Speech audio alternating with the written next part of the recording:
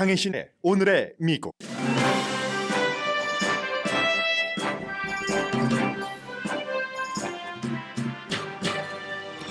윤석열 대통령의 3.1절 기념사에 이어 박진 외교부 장관의 발표에 대한 일본과 한국과의 관계, 배상 문제에 대한 한국 내부, 한국 밖의 반응이 아주 다릅니다. 한국 안에서는 무엇보다도 징용 당사자들의 반발이 강하고 일본의 모든 걸 졌다면서 촛불 시위가 시작됐습니다.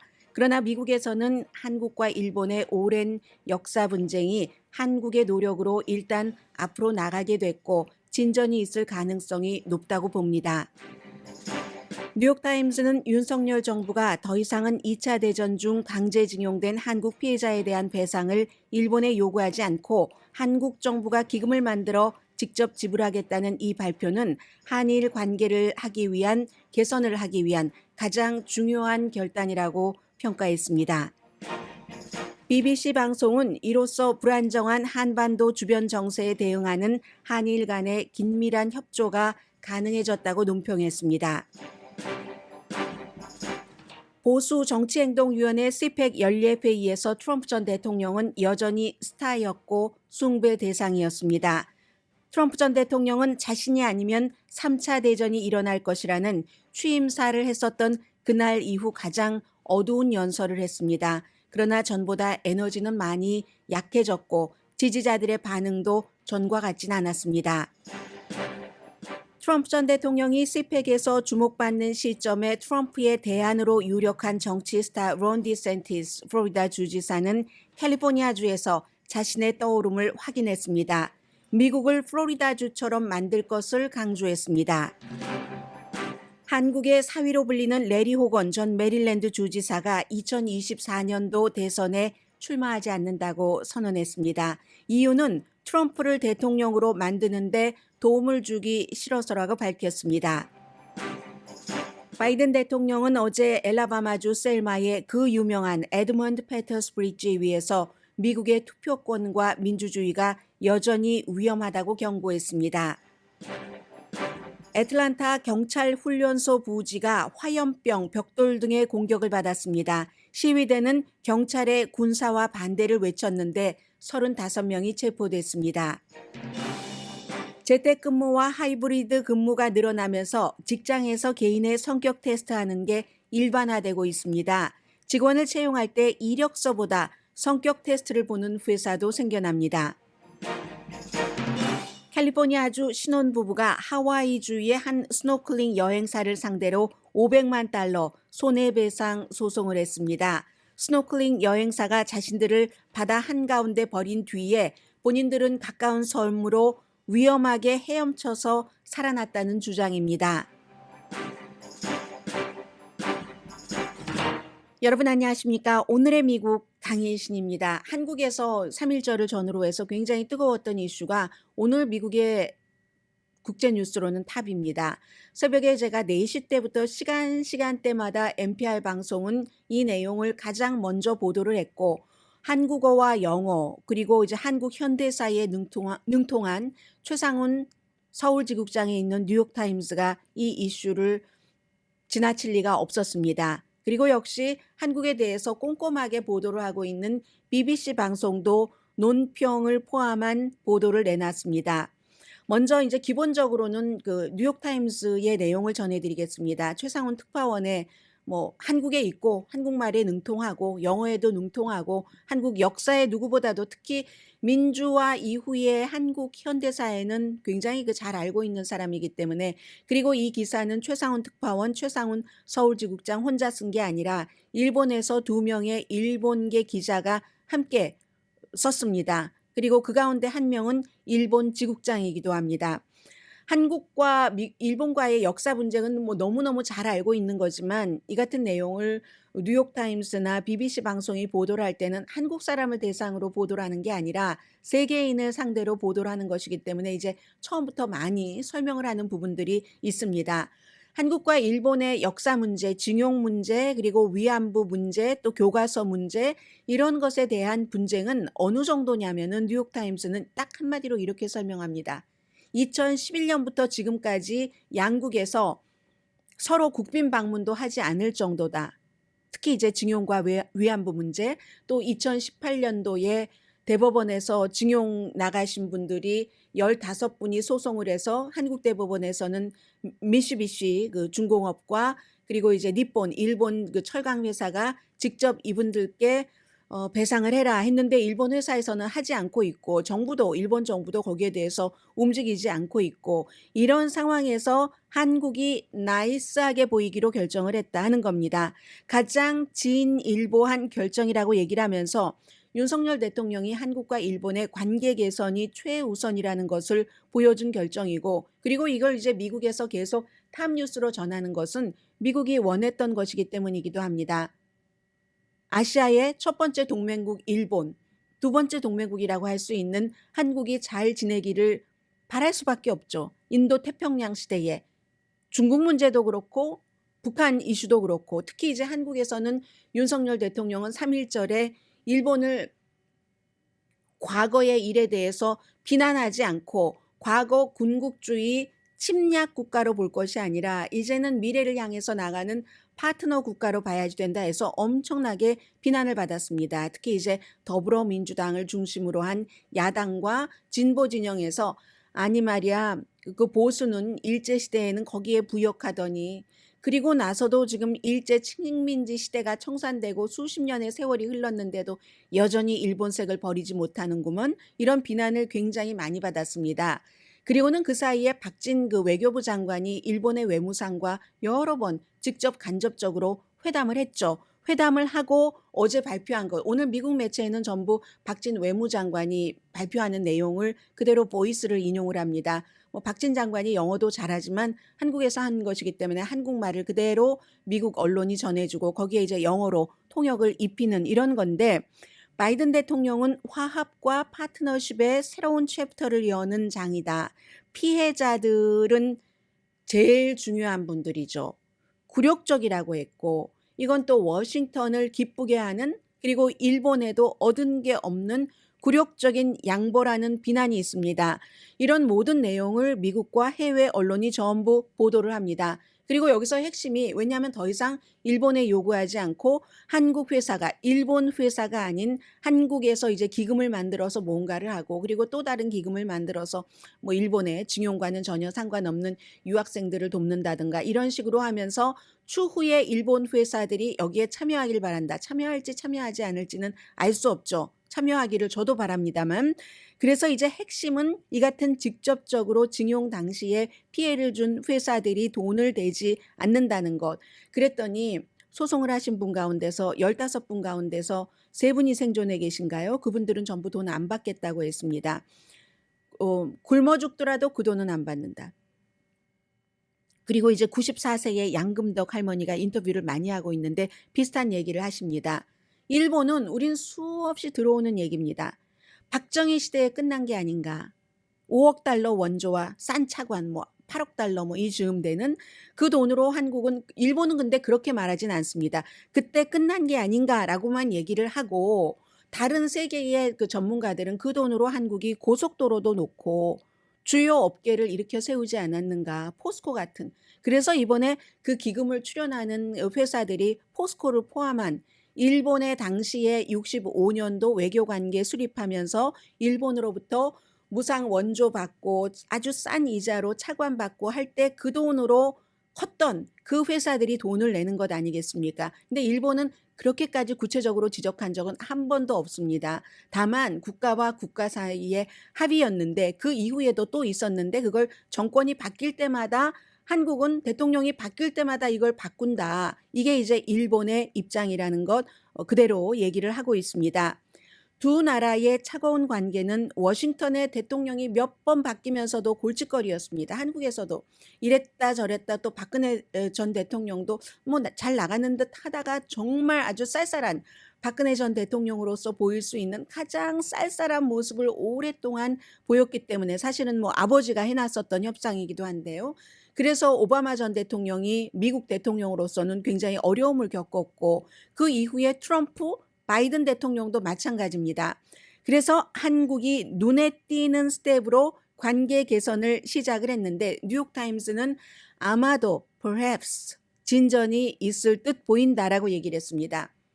한국 관계에 대해서 전문가인 지금은 이제 스탠포드 대학교에서 국제학을 가르치고 있는 데니엘 스나이더 박사도 이것은 한국이 일본보다 많이 양보한 것이다. 많이 준 타협이다라고 확고하게 해석을 합니다. 일본은 최소한의 조치만 했다. 기시다 후미오 총리가 사실은 진정한 화해에 필요한 도덕적인 리더십을 보여주지 못했다. 다만 이제 징용에 대해서 직접적으로 이게 대법원에서 나온 판결에 따른 여러 가지 문제였기 때문에 그 징용 문제에 대해서 직접적인 사과는 하지 않고 1998년도 그 오부치 게이조가 뭐 김대중 전 대통령 그 당시에 그때 깊은 유감을 표시를 했고 사과한다. 일제 그 식민지 시대의 모든 것으로 고통받은 그런 그 분들께 한국에게 그 얘기를 이제 다시 그대로 이번에 드러났다는 거죠. 윤석열 대통령으로서는 외교의 주요 이슈가 일본과의 관계 개선을 최우선순위로 보고 있다는 거죠. 그러니까 3.1절에 욕먹을 것 뻔히 알면서 이젠 침략자가 아니라 동반자적으로 협력의 동반자로 대해야지 된다. 미래의 중심을 둔다는 얘기인 거죠. 한국 대법원이 말씀드린 것처럼 15명 피해자에게 300만 달러를 일본 회사가 배상해라 하고 판결을 했고 3명의 생존자는 이번에 정부가 우리 정부에서 한다 하니까 안 받는다고 했고 4명은 15분 가운데 4분은 한국 정부의 결정을 지지합니다. 그러니까 아마 이 생존자 고소하신 분들 가운데서도 의견이 엇갈린 겁니다. 돈을 받으시는 분들도 있고 나는 굶어 죽더라도 돈 안 받는다 하시는 분들이 있고 그분이 얘기하는 가장 중요한 문제는 우리 돈이 문제가 아니야. 살 날이 얼만큼 남았어? 이제 그 당사자들의 가족분들도 마찬가지고 진정한 사과를 원한다 하는 그런 얘기입니다. 그리고 아직도 고소 중인 분들이 계시고요. 한국에서는 일본 회사의 한국 내 자산을 몰수해서 어떻게 하는 이런 방안도 할 수 있는데 그걸 지금 안 하고 있는 상황에서 정부가 이렇게 결론을 내린 겁니다. 정부는 어떤 정부인가가 그 국가를 이끌어 나가면 우선순위가 있고 윤석열 그 대통령의 우선순위는 분명하게 중국으로부터 북한으로부터의 위협을 막는 데는 우리 혼자 하는 것보다는 일본과 미국의 도움이 있는 게 낫다라고 판단을 한 겁니다. 박진 외교부 장관이 더 이상 교착 상태로 갈 수 없다. 악순환의 고리는 끊어야지 된다. 이건 이제 BBC 방송이 특히 강조를 한 부분입니다. 민족주의적인 뭐 이런 그런 논쟁 같은 것은 끝내야지 되고 그래도 물이 한 잔 있는데 물이 한 잔이 아니라 컵에서 반 잔은 물이 차 있지 않는가라고 얘기한 점. 그러니까 다 뭐든지 우리가 100% 승리했다라고 선언 안 하는 겁니다. 한국 정부도요. 하야시 요시마사 외무상도 일본은 한국의 이번 제안에 감사한다. 그리고 한국은 이제 글로벌 한국이네 하면서 한국과 여러 가지를 전략적 파트너로 보고 보다 더 근본적인 문제까지도 우리는 이제 협조를 할 수 있게 됐다. 이런 얘기를 했고요. 야당인 더불어민주당의 비난은 대단하죠. 이거 조건부 항복이네. 최악의 외교 재난이다. 역사상 최악의 재난이다. 53명의 야당 정치인들이 공동 성명서를 발표했다면서요. 피해 국가가 가해 국가에 무릎을 꿇고 항복한 날이다. 그리고 일본은 한국 정부의 제안에 감사하면서 지금부터 이제 그 한국 대법원의 2018년도 일본 회사가 배상해라 하는 판결 300만 달러 그 판결 이후에 일본 회사가 움직이지 않고 있는 사이에 일본과 한국과의 여러 가지 무역 관계도 있잖아요. 특히 케미컬 아주 중요한 부분 반도체에 필요한 한국 반도체 산업에 너무나도 필요한 것을 일본에서 지금 수출을 허락을 안 하고 꽉 묶고 있잖아요. 그때의 그 사건 때문에 그걸 이제 풀어주는 협상에 들어가게 될 것 같습니다. 그래서 아마 BBC 방송이 걸림돌을 회복하고 북한과 중국의 위협 아래 안보 분야에서 긴밀한 협조가 기대된다. 이렇게 표현을 했고요.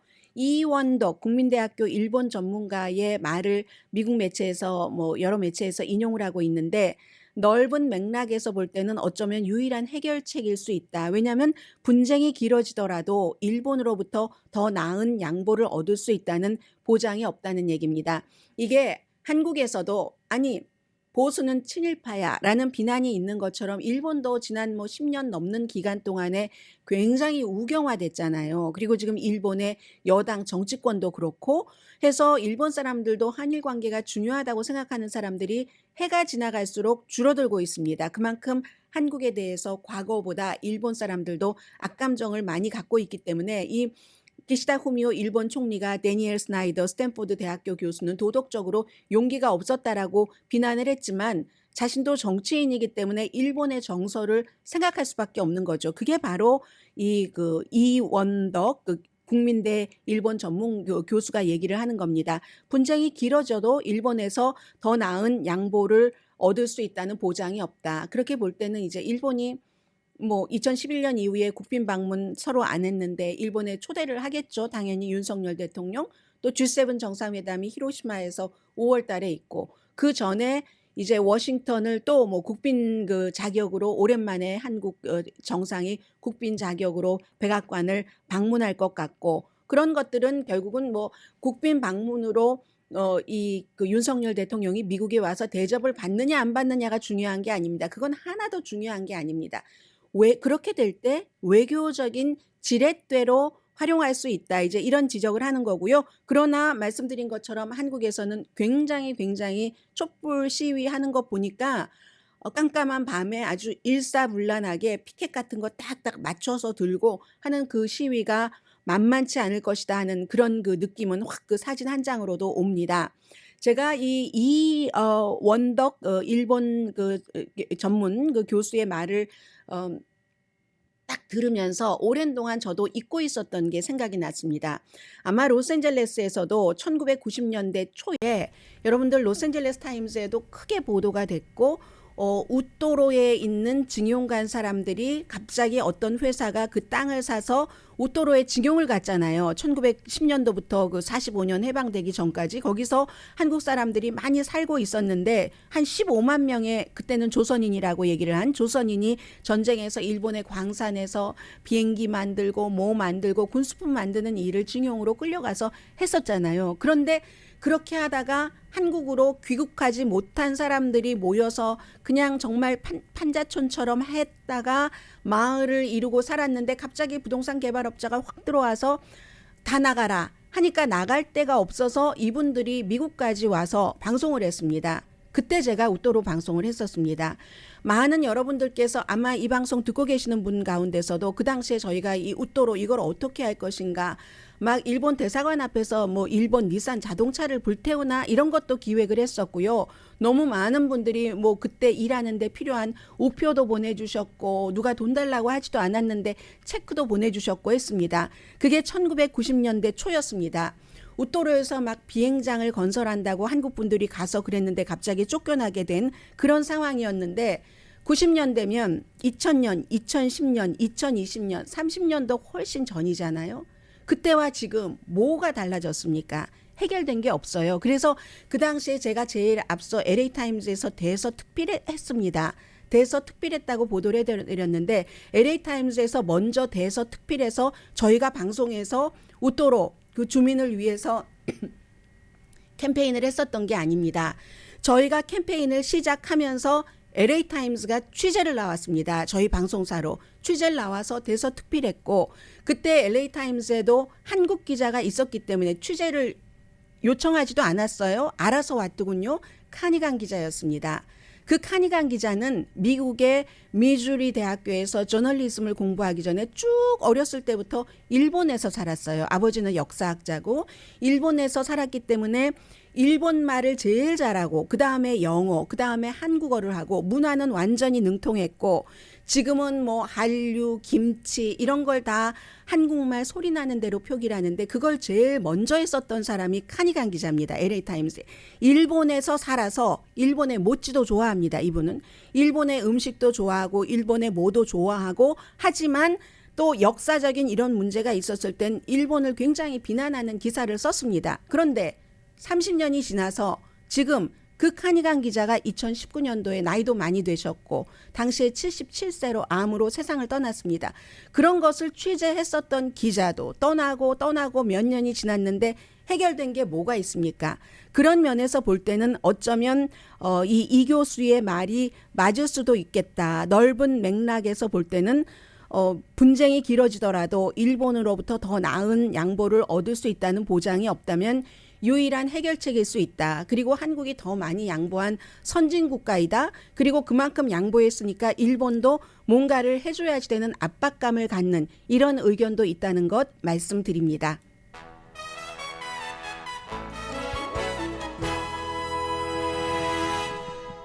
오늘의 미국은 신용의 상징 유한양행 건강식품과 누구나 젊어지는 얼굴 피부과학 셀리온. 셀리온이 사실은 3.1절 그 광고를 하면서 계속 3.1절 일본에 대한 일본이 과거를 반성하지 않는 이런 것들을 일깨워주면서 유한양행은 일본 재료를 쓰지 않습니다 하는 굉장한 애국심을 보여주셨죠. 그런 광고가 이제는 끝났으리라고 생각되는데 두 번째가 셀리온 광고네요. 어떻게 나오나 봐야지 되겠네요. 그러나 그런 면도 있으면서 동시에 실리적인 것, 현실적으로 더 이상 교착 상태를 나가다가는 얻을 게 없겠다 싶으면 그것을 또 뭔가 조금 손해보는 듯 하면서도 일을 이뤄내는 것도 필요하다는 생각도 들고요. 그리고 이번 결정이 맞았는지 틀렸는지는 지금으로서는 알 수가 없습니다.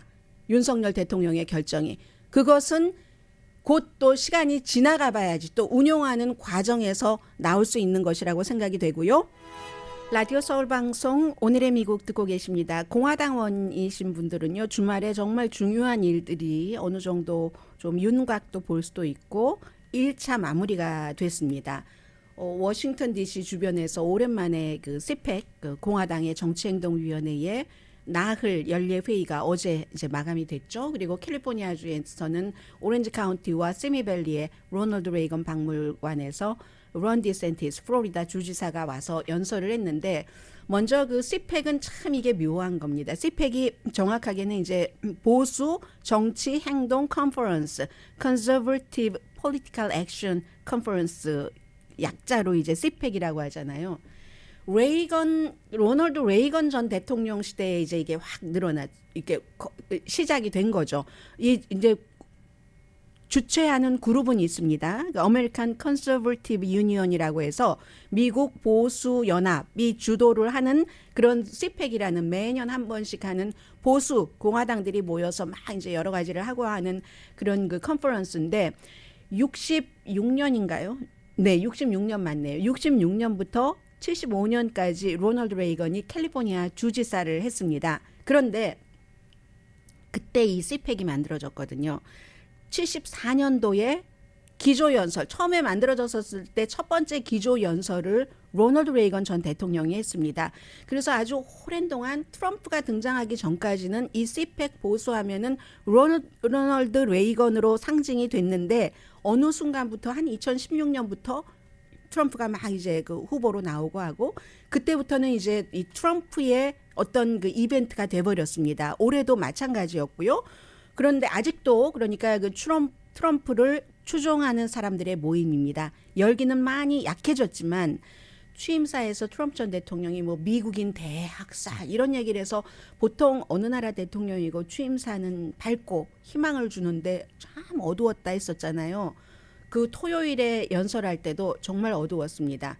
내가 아니면 3차 대전이 일어난다. 하다가 또 어차피 3차 대전은 일어날 거야. 이런 앞뒤가 안 맞는 말을 해서 늘 트럼프 전 대통령이 자주 그러는 거죠. 그래서 사람들이 박수는 치면서도 조금 혼돈되는 그런 모습이 있었고 여전히 내가 이겼다. 부정선거였다라는 것을 팍스가 아니었다고 법정 진술을 했는데도 트럼프 전 대통령은 그렇게 주장을 하면서 공화당의 기반을 비난합니다. 팍스 엄청 비난했고요. 그래서 팍스는 이번에 광고 안 했습니다. 팍스의 아류인 뉴스맥스라든가 원 아메리카 네트워크라든가 에폭 타임즈라든가 이런 데 가 많이 보이고 로고가 많이 보였고 팍스는 아예 참여조차도 안 했는데 트럼프 전 대통령도 팍스 엄청 비난했고요. 그리고 팍스에 이사면서 팍스에 제대로 보도를 해야지 된다 하고 몇 번씩이나 일침을 놓은 폴 하이언 공화당 전 하원 의장도 비난을 했고 부시 대통령을 만든 칼로브도 비난을 했고 부시 대통령의 동생인 플로리다 주지사였던 잽 부시도 비난을 했습니다.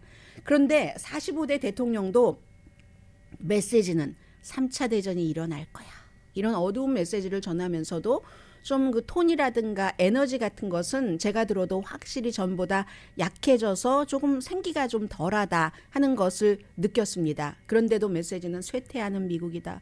범죄에 시달린다. 그리고 공산주의자들이 판을 친다고 하는데 이건 참 한국이나 미국이나 비합리적인 그 보수라는 사람들이 얘기를 하는 거죠. 공산주의 이 악몽이 지금 미국에 많이 있다. 좌파의 뭐 사악함 이런 것은 뭐 트럼프 전 대통령이 할 수 있는 얘기라고는 하는데 그러면서 지금 좌파가 나를 쫓아내려고 하는 게 아니라 여러분들을 쫓고 있고 내가 그런 그 여러분들을 앞에서 딱 중간에서 보호하고 있으니까 내가 시작했었던 것을 끝내야지 된다. 재선 대통령이 돼서 이런 얘기를 했는데 유난히 좀 형용사를 많이 사용을 했고요.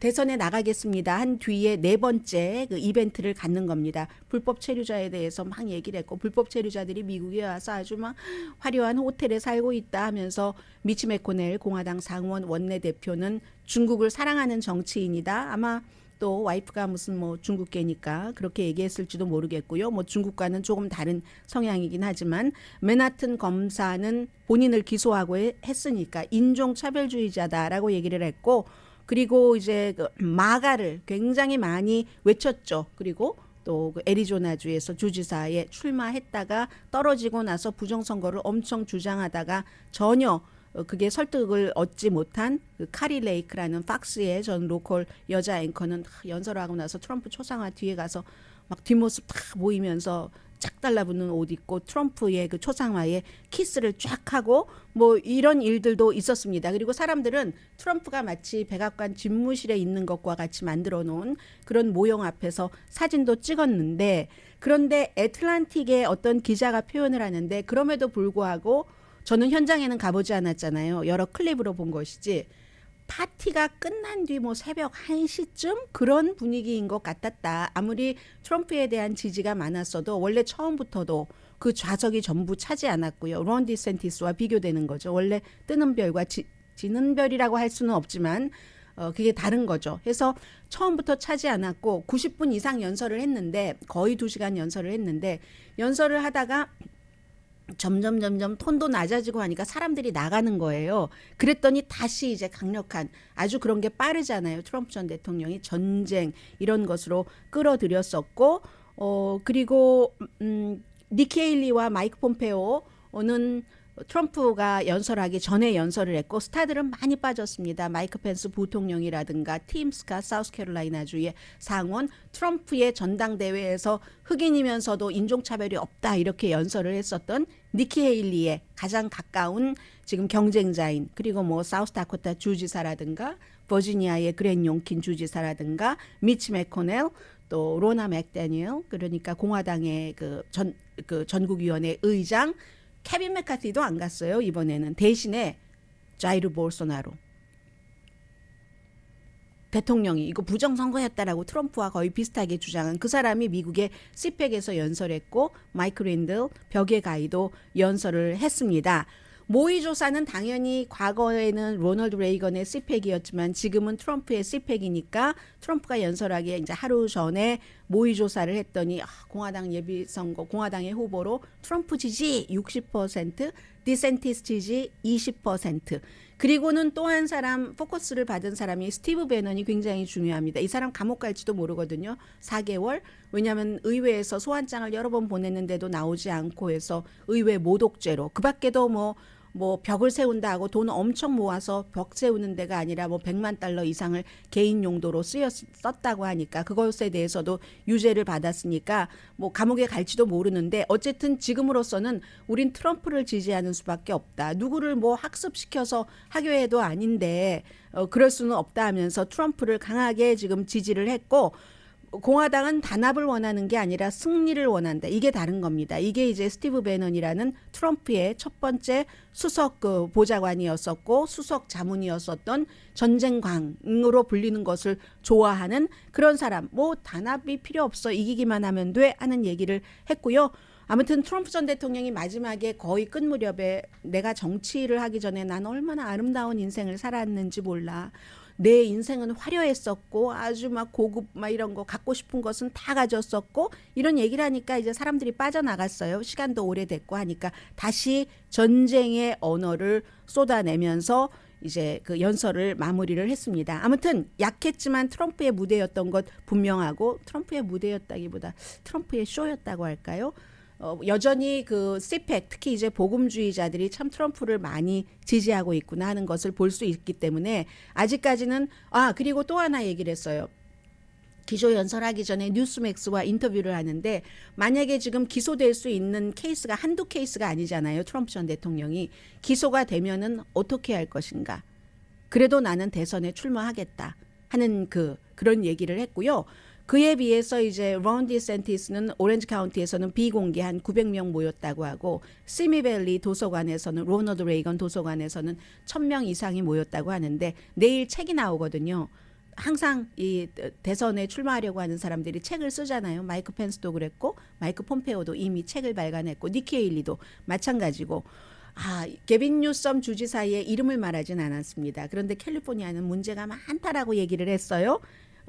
그렇게 얘기를 하면서 미국을 말하자면 플로리다처럼 만들어야지 된다. 이걸 강조하고 그것 때문에 공화당에서는 그가 떠오르는 별이 된 겁니다. 이민에 대해서 강경하고 총기 소지는 권한을 확대해야지 되고 어떤 정부의 규제를 하면은 안 되고 학교에서도 이것저것 가르쳐라 하는 것은 안 된다고 하면서 본인들은 꼭 가르쳐야지 될 것을 가르쳐야지 된다라고 얘기를 하는 거. 그게 이제 백인과 흑인과의 여러 가지 역사 문제 이런 것들이 있는 거죠. 그리고 게빈 뉴섬 주지사도 성명을 내놨더군요. 웰컴 환영합니다. 정말 당신이 지금 이렇게 하고 있는 주보다 캘리포니아주가 훨씬 자유롭고 훨씬 안전하고 이건 잘 모르겠어요. 훨씬 건강하고 더 번영한다 하면서 조금 있으면 뭐 트럼프로부터 엄청나게 비난받을 텐데요. 뭐 이런 얘기도 해서 이제 론 디센티스의 공화당에서 트럼프를 지지하셨던 분들이 많이 와블리 한다고 할까요? 이렇게 해야 되나 저렇게 해야지 되나 고민하는 시점이 된 것 같고 또 하나는 한국의 사위로 보이는 레리 호건 메릴랜드 주지사가 임기 제한 때문에 다른 사람에게 트럼프가 지지하지 않는 사람을 지원을 했었고 그리고 그 사람이 떨어졌죠. 메릴랜드에서는. 그런데 어쨌든 본인은 이제 그만뒀잖아요. 메릴랜드 주지사를. 그래서 많은 사람들이 공화당이지만 온건하기 때문에 대선 주자 이렇게 생각을 했는데 본인이 딱 안 나온다고 뉴욕타임스의 어피니언으로 써버렸습니다. 이유는 당연히 이제 가족 문제를 얘기를 했고요. 항상 후보들이 저렇게 정치 문제에 나오면 가족까지 샅샅이 파헤치게 되잖아요. 그런데 그것보다도 이제 8년 동안 메릴랜드 주지사를 했고요. 공화당으로서. 공화당이지만 메릴랜드는 온건한 사람을 주지사로 아무튼 뽑았고 민주당 성향이 강하지만 온건한 공화당을 주지사로 뽑았던 메릴랜드의 주민입니다. 공화당의 미래를 생각을 한다. 가족을 캠페인으로부터 보호하는 것도 보호하는 거지만 하면서 공화당이 지금 트럼프가 그 대선 후보로 지명되게 해서는 안 된다는 생각이라는 겁니다. 그러면 또 패배한다. 우리는 또 패배할 시간이 없다. 공화당이 트럼프를 떠나야지 될 때다. 공화당이 지금까지 너무 개인적인 것만을 앞세우고 공화당의 원칙을 뒤로 했는데 공화당 유권자들은 이미 너무 오랫동안 트럼프에게 충성을 했고 이건 완전히 개인 사교 집단이다. 개인 숭배가 정당의 원칙을 대체해서는 안 되는데 공화당 유권자도 지금 이 드라마에 조금 지겨워하니까 가능성이 있고 나 한 사람이라도 더 나가면 트럼프에게 도움이 된다는 얘기입니다. 처음부터 말씀드렸었던 트럼프 대 다른 사람들 몇 사람이냐 하는 거기 때문에 표가 여기서 엇갈려 버리면 사람이 많이 나오면 많이 나올수록 표가 갈리잖아요. 그렇게 되는 경우는 트럼프가 적어도 30% 많은 표를 가져가기 때문에 나 하나라도 입을 덜겠다. 트럼프가 대통령 되는 것을 막기 위해서 이게 한국의 사위라는 레리 호건 메릴랜드 전 주지사가 뉴욕타임스의 기고문으로서 저는 2024년도 대선에 왜 출마하지 않는가 이런 점 때문입니다. 라고 발표한 내용입니다.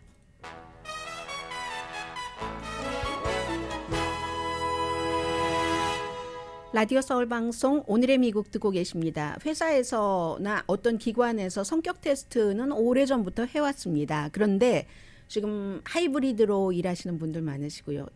부분적으로 재택근무, 그리고 나머지는 사무실에 나가서 일하시는 분들, 그리고 전체적으로 재택근무하시는 이런 팬데믹 이후에 기업 문화가 생겨나면서 성격 테스트가 일반화되고, 그리고 성격 테스트의 새로운 목적까지 생겼다 하는 겁니다. 예를 들어서 이제 이 성격 테스트하는 업계가요, 20억 달러 규모의 업계랍니다. 원격 근무를 하시는 분들, 재택근무 하시는 분들을 재택근무만 하시니까 조금이라도 더 회사가 하는 일과 회사 자체에 참여를 하기 위해서, 그런 여러 가지 방안을 하기 위해서 이제 방법을 찾으려고 성격 테스트를 한다는 겁니다. 2,000가지 방법이 있다고 하네요. 그래서 어떤 회사는 아예 이 개인적인 성격 테스트를 이력서를 빼고, 사람을 뽑을 때 이력서 이제 더 이상 안 보고 그냥 성격 테스트한 결과 갖고 우리는 사람을 뽑겠어 하는 회사도 있답니다. 특히 캐나다의 스카티아 뱅크, 캐나다 살고 계신 분들 잘 아시겠네요. 안녕하세요. 스카티아 뱅크에서는 100% 그렇게 뽑는다고 하네요. 화려한 이력보다 타고난 능력을 가진 다듬어지지 않는 다이아몬드를 발견하는 경우가 많다. 저희도 이제 방송국에서 사람을 뽑고 할 때 어디나 다 마찬가지잖아요. 막 이력은 화려해요. 화려한데 막상 또 해보면 그렇지 않은 사람이 있고, 그냥 수수한 이력인데 방송을 굉장히 잘하는 사람이 있고, 그 마찬가지라는 겁니다. 그래서 현실적인 것에 실리에 포커스를 맞추기 시작한다는 겁니다. 점점 많은 회사가 재택근무를 하고 누가 누구인지도 알기 힘든 경우이기 때문에, 그리고 오랫동안 사람들은 어떤 결정을 할 때도 페이스 투 페이스 얼굴을 맞대고 결정을 내렸잖아요. 근데 지금은 재택근무를 하기 때문에 그렇지 않아야지 될 때도 많아서 처음부터 사람을 고용을 할 때 이 성격 테스트 같은 것을 여러 도구를 써서 한다는 겁니다. 직장에서 직장 생활을 하는데 가장 중요한 역할을 하는 빅 5가 있답니다. 그게 외향성, 친화력, 개방성, 오픈니스, 모든 것을 좀 받아들이는 창의성, 또 새로운 것을 배우려고 하는 새로운 경험에 대한 욕구, 이 5가지라고 하거든요. 외향성, 친화력, 개방성, 창의성, 새로운 경험에 대한 욕구. 이게 직장을 성공적으로 이끄는데 굉장히 중요한 도구라고 하고, 다른 3가지는 성실, 쾌활함, 그리고 좀 예민함, 뭐 이런 것들이라고 하거든요. 근데 외향성 없어도 일 잘하는 사람 있는데요. 이게 일하는 거에 맞춰서. 그래서 아무튼 이제 재택근무를 한 지 오래되면서 성격 테스트 같은 것도 보다 회사에 따라서 목적도 달라진다는 내용이 있고요. 간단히 바이든 대통령의 행보를 전해드리자면, 엘라바마 셀마에서 이제 트럼프 전 대통령이 메릴랜드에서 론 디센티스가 캘리포니아주에 있었을 때, 이 바이든 대통령은 엘라바마 셀마의 그 유명한 피해 일요일이라고 부르잖아요. 막 우리에게 투표권을 주고 우리 린치하지 말고 차별하지 말고 다 그 다리에 사람들이 모였었던 셀마 브릿지, 그냥 셀마니까 셀마 브릿지, 그 브릿지에서 대통령이 연설을 했습니다. 아직도 처음에는 평화적으로 시위했는데 경찰이 굉장히 흑인을 과격하게 진압을 해서 피해의 선데이가 되고 말았는데, 거의 이제 60년 전이잖아요. 65년이니까 58년 전인데, 그런데도 지금 그분들 그때 이제 다치고 하신 분들께 경의를 표했었고, 그리고 그 당시에 셀마 브리지에서 시위하시던 분들이 정치하시는 분들 많으시죠. 민권운동가 하시는 분들도 많으신데, 투표권은 지금도 위협받고 있다. 많은 공화당주에서 투표를 하기 힘들게 하는, 물론 다 나름대로 이유는 있지만 기본적으로는 민주주의의 원로는 투표에 의해서 되기 때문에 어떻게 하면 투표를 조금 많은 사람이 참여할 수 있도록 하느냐와 아니면 그걸 까다롭게 하느냐, 이 2가지의 그 기본은 나눠질 수 있잖아요. 지금 어렵게 하고 있는 주들이 있다 하는 것. 그러니까 본인이 이건 사실 투표권 보장하겠다고 엄청 공약을 했었던 거잖아요. 바이든 대통령이.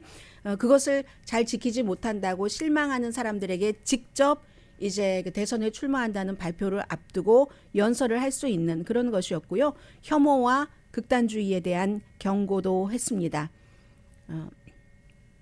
민권운동가, 그 세대에게 직접 연설했다는 것이 중요하고, 그리고 애틀란타에서는, 애틀란타의 어디라고 하든가요? W자가 들어가는 그런 곳인데요. 우들랜드네요. 그쪽에서 애틀란타 경찰국의 훈련소, 훈련장이 이미 부지로 선정이 됐답니다. 그런데 어제 어떤 사람들이 막 축제하는 듯 하다가 검은 옷으로 뭐 갈아입거나 이미 입고 있었거나 하면서 여기는 안 된다 하면서 뭐 큰 돌을 던진다던가 화염병을 던지고 그리고 무슨 뭐 불꽃놀이 하는 것을 던지고 해서 35명이 체포됐답니다. 경찰과 시위대가 충돌을 한 거예요. 시위하는 사람들은 뭐 환경 분야에서는 여기 경찰 훈련소가 만들어지면 환경이 파괴돼 하고, 많은 사람들은 아니 경찰이 사람들 보호하고 순찰하는 건데 왜 경찰이 군대처럼 되지? 하면서 시위를 해서 결국은 그렇게 됐다고 하고, 경찰국에서는 평화 시위를 가장한 폭력이다. 폭력이 평화의 탈을 썼네 하면서 35명을 체포한 일이 조지아주 애틀란타에서 일어났습니다.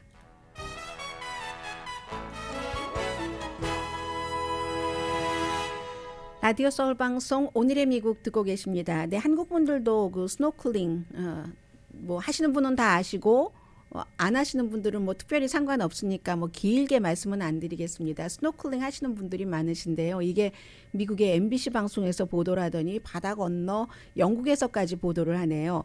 캘리포니아주의 신혼부부가 하와이의 스노클링 회사를 상대로 $500만 손해배상 청구를 했습니다. 신혼부부가 신혼여행 갔다가 스노클링 하려고 뭐 아침 10시부터 3시, 그런데 보트가 우리가 여기에 뭐 언제까지 정박하고 있을 테니까 오세요 했는데, 가려고 하니까 보트는 점점 멀어지고 그런 비상상태 때 우리를 어떻게 해야지 되는가, 거기에 대해서도 가르쳐 주지 않았었고 등등으로 해서 본인들이 너무 힘들게 그 전에 이거 한 가지는 가르쳐 줬대요. 하와이에 살고 계신 분들은 너무 잘 알고 계시네요. 그 리나이 섬 쪽으로는 수영하지 말아라. 거기는 아주 얕은 암초가 있기 때문에 했는데, 우리가 선택의 여지가 없어서 그곳으로 헤엄을 쳐서 주민들의 도움으로 뭐 탈진이니 뭐니 수영을 했다는 거예요. 바다에서 섬까지 뭐 몇십 분을 해서 살아날 수 있었다. 젊은 신혼부부니까 이게 더 가능했을지도 모르는데 해서, 회사가 어느 회사냐면요, 2021년 엘리자베스 웹스터와 남편 알렉산더 버클리 세일 마우이, 회사 이름이 세일 마우이입니다. 세일 마우이 회사와 이제 그 투어를 갔는데 보트가 말하자면 그 기다려주지 않고 떠나서 보트 쪽으로 못 가고 갑자기 물살이 너무 가열차지고 이러이러한 일이 있었기 때문에 우리가 살아나기는 했지만 그래도 너무너무 엄청난 일이고, 이 회사를 상대로 $500만 소송을 했다는 스토리입니다. 아주 거대한 그 인간의 창조물인 대형 항공기가, 그 항공기가 작은 새에 부딪혀서 쿠바에서 플로리다로 오려고 하다가 다시 하바나로 가서 사람들은 그 슬라이드 미끄럼틀 타고 밑으로 내려가고 했었다는 것 아니겠어요. 새가 엔진과 뭔가가 충돌이 돼서 막 소리가 나고, 왜 미끄럼틀을 탔느냐 하면은 연기가 막 나고 해서요. 야, 이거 알 수 없는 일이에요. 강혜신이었습니다.